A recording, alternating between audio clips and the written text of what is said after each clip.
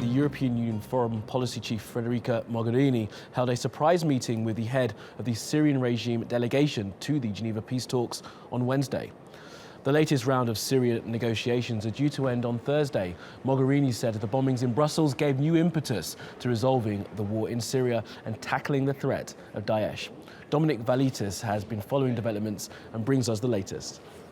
Well, I think there's some room for optimism here in Geneva as delegates move into the final day of talks. There's been no excessive rhetoric over the last 10 days. There's been no over-the-top demands, and crucially, there have been no walkouts.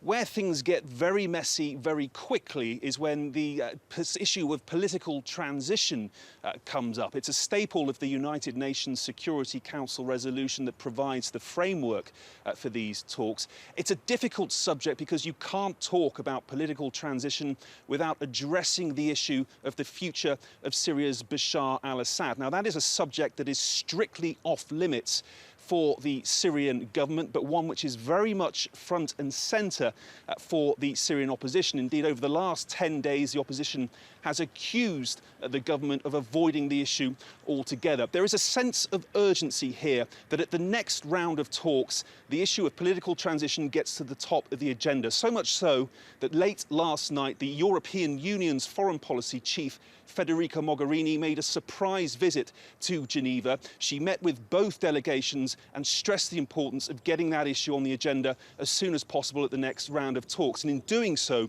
she highlighted the situation in Syria was connected with the rise of terrorism and, of course, those dreadful attacks in Brussels earlier this week.